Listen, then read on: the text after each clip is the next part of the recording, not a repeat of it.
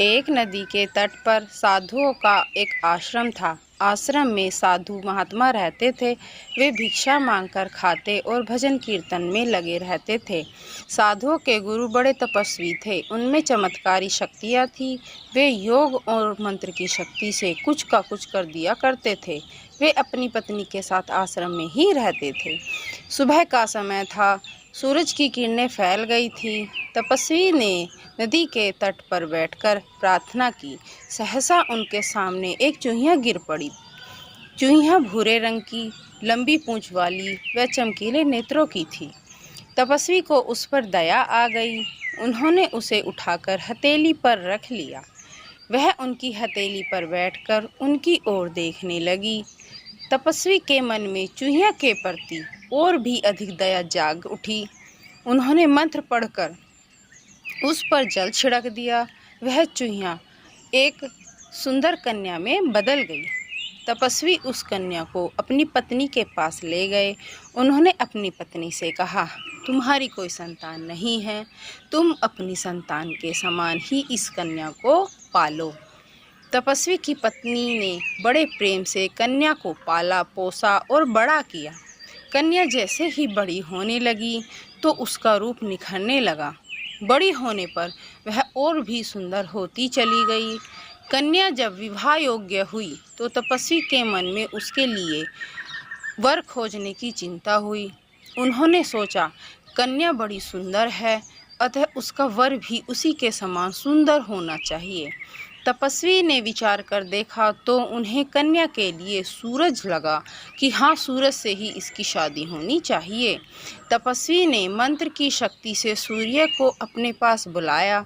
सूर्य ने तपस्वी से पूछा, महात्मा, आपने मुझे किस लिए बुलाया है? तपस्वी ने उत्तर दिया, मेरी कन्या बड़ी रूपवती है, उसके लिए आप ही उपयुक्त वर हैं।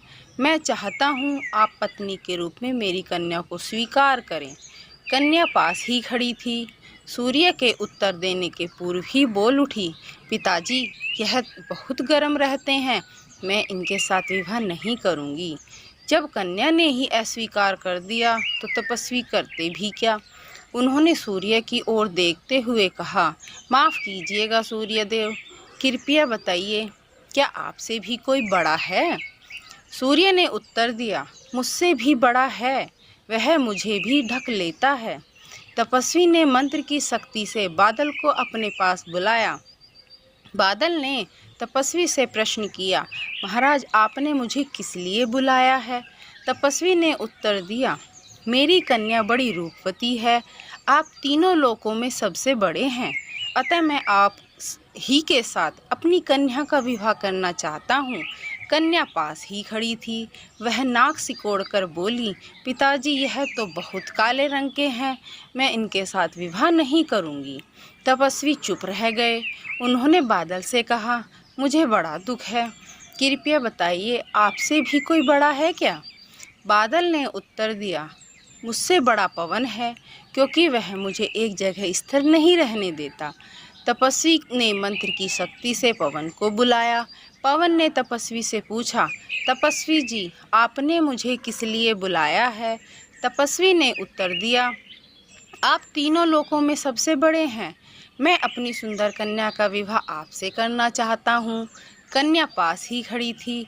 वह उंगलियों को नचाती हुई बोली, पिताजी, यह तो सदा चलते ही रहते हैं, मैं इनके भी साथ विवाह नहीं करूँगी।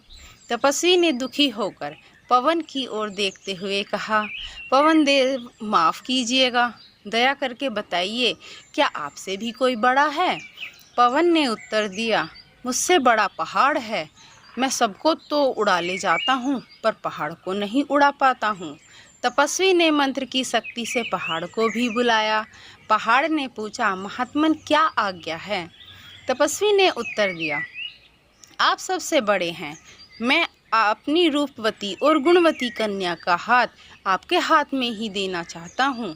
कन्या सुन ही रही थी कि वह बोहे नचाती हुई बोली, इनका हृदय तो बड़ा कठोर है, मैं इनके साथ भी विवाह नहीं करूँगी।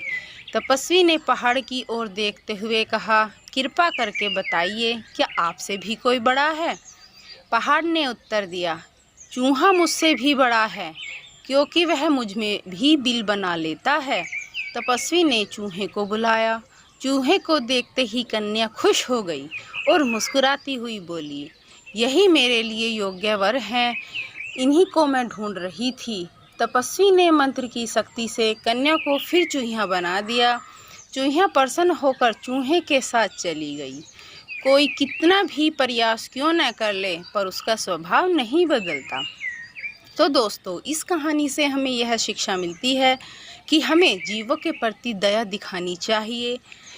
संसार में ईश्वर को छोड़कर कोई भी बड़ा नहीं है। थैंक यू दोस्तों, प्लीज़ सब्सक्राइब माय चैनल।